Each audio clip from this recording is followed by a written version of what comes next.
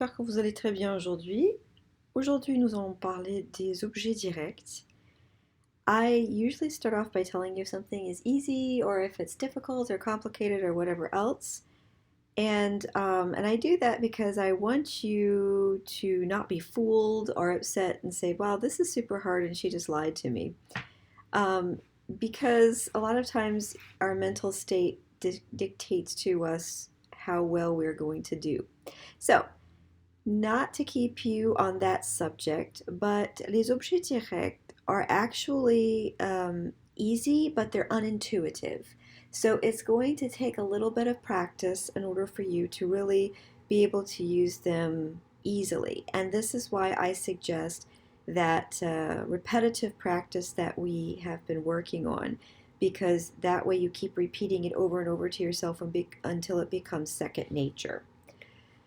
So a direct object is something that receives the action of the verb. And to find the direct object, you find the verb and say verb who, verb what. Now, a lot of people get into trouble with that second or that step there. When you find the verb, you say verb who, verb what. So if the verb is dance, you say dance who or dance what. But don't add anything to that because a lot of people want to add dance with. No, that you have just gone into an object of a preposition. Do not ever put anything between verb who and verb what. It's just verb who, verb what. Okay, so if you say, I dance the tango, and you say dance who, you can't answer it that way. Dance what, the tango, there's your direct object. Let's take the next example. She gives an apple to the teacher. Gives is our verb, so you say give who or give what. You give an apple. You don't give to, you give who or give what. So give an apple. So apple becomes our direct object. Okay, so your direct object pronouns are me, te, le, la, nous, vous, and les. So nous, vous, we gotta love nous, vous, it never changes. The je and the tu also are pretty much the same, me and te. The il and l and the il plural often change. I know that with the reflexive we have the se, but with the sub or the direct object pronouns, il is le, elle is la, and il, elle is les. And you've seen these as articles, you know, the articles that go in front of the noun. So it's actually very nice because they are the same articles that go in front of the noun, you can immediately determine which one you're going to use. So if you see la table, you know you're going to use la as your direct object pronoun.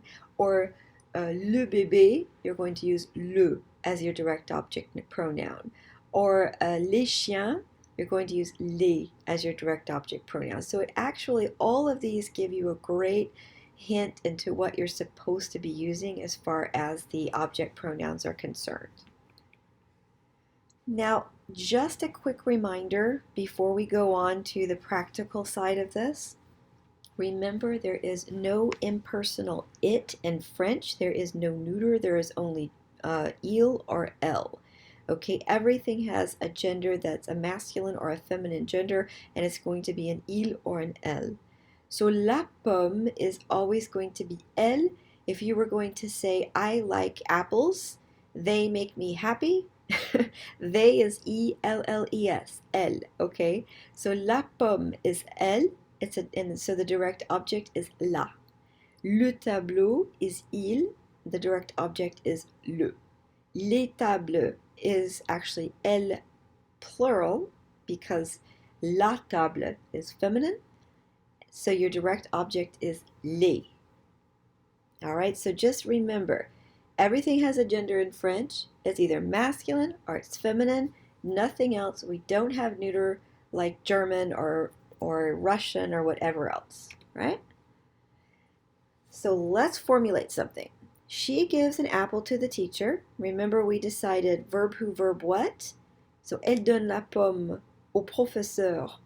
Une pomme is the feminine, so the direct object is la, right? La pomme. Now, here is why I say that it's easy but unintuitive. So it's easy in the sense that we know it's la pomme, therefore it's going to be replaced by la. But in English, we put the direct object after the verb. In French, they put it before the verb. So, elle la donne au professeur. Elle la donne. That is very, very unintuitive. I am not going to lie to you. However, it's easy to formulate it, but it does require you to think about it, which nobody wants to do while they're having a conversation. So, in order to prepare yourself for a conversation, you need to use that repetitive technique that we have talked about over and over again and just practice it. Pick out things in your house, label them, stick a label on the bed, and when you walk by it, say, oh, je vois le lit. Je le vois.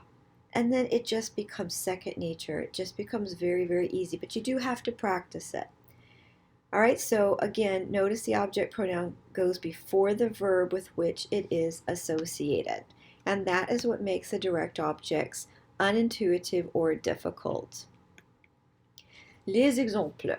Je regarde le film. So it's le film, therefore le is our direct object pronoun. We gotta stick it in front of the verb. Je le regarde. Nous voyons toi et Marc. So I see you and Mark. So I see you, the two of you. Nous vous voyons. I'm sorry, I'm saying I. It's we see you. Tu achètes les vestes. Tu les achètes.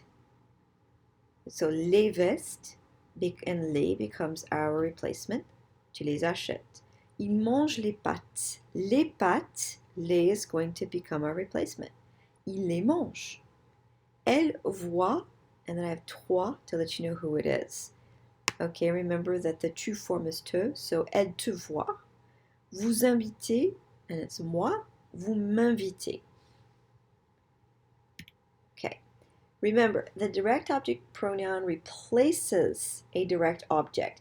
Some languages, like Spanish, you kind of have this repeating object. You can have the object pronoun and the object still in the sentence. That never happens in French. Never. So, elle donne la pomme au professeur. You would never say elle la donne la pomme. Okay? Elle la donne au professeur. Elle la donne la pomme au professeur. This doesn't work. Okay? So just remember that you are replacing something, and consequently that something disappears. All right? Just like English. Le pratique, vous nettoyez la voiture. We're going to replace the direct object. Remember, nettoyer, to clean. Clean who? Clean what? La voiture. 1, 2 et 3. Vous la nettoyez. Elle a les chaussures noires. You can tell from the adjective noir that chaussure is feminine because it has an E on it. 1, 2, 3. Elle les a. Tu bois l'eau. You drink water. 1, 2 et 3. Tu la bois. Eau is feminine. Tu la bois. J'achète le cadeau pour la dame. 1, 2, 3. Je l'achète pour la dame. Ils prennent les chiens du professeur. 1, 2, 3. Ils les prennent du professeur. They're taking the dogs from the professor. They're taking them from the professor. Nous mangeons la charcuterie. 1, 2, 3. Nous la mangeons. Remember that E goes between the G and the O, so it's not mangon. How'd you do? All right, let's talk about the past tense. Now, remember this before you don't even look here.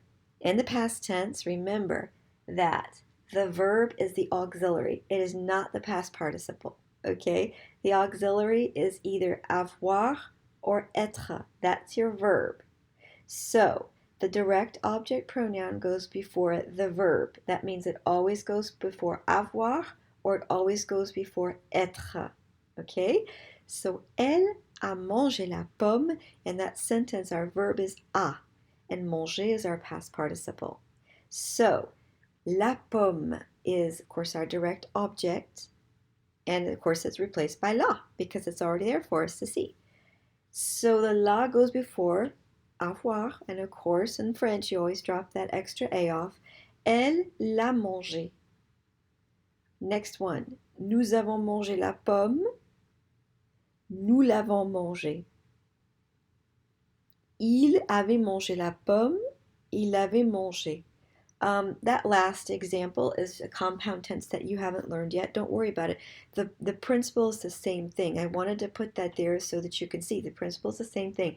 The auxiliary verb, the direct object pronoun always precedes the auxiliary verb. Okay?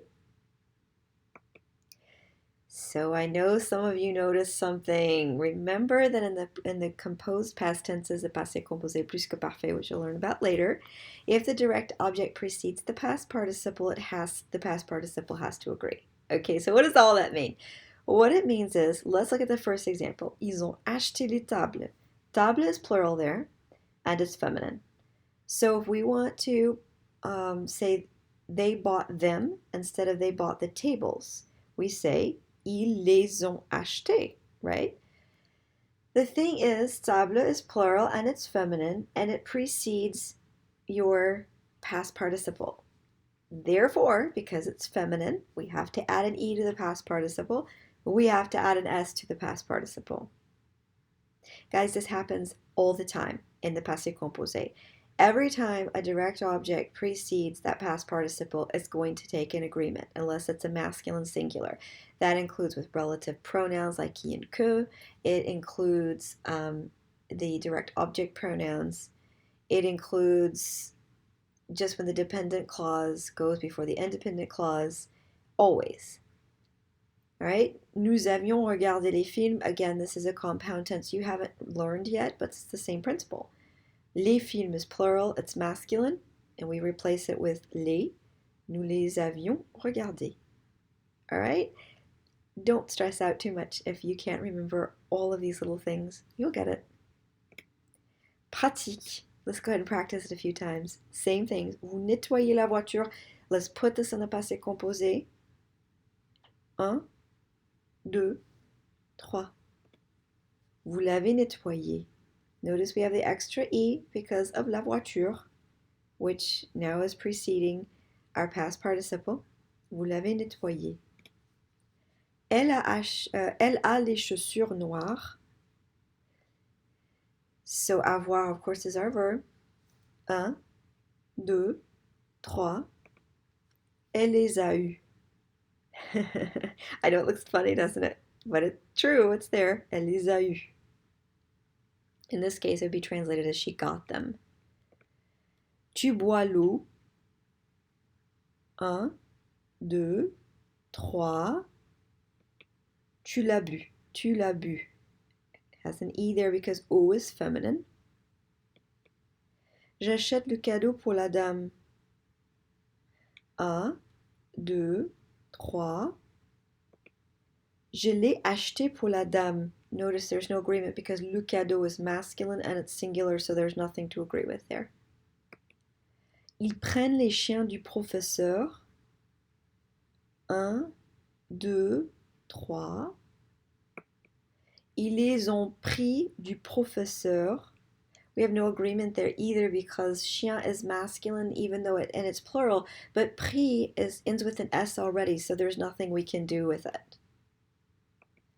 Nous mettons les filles dans la voiture. 1, 2, 3. Nous les avons mises. Okay, something to percolate on, as my grandfather used to say. J'espère que ça vous aide et à la prochaine. Au revoir.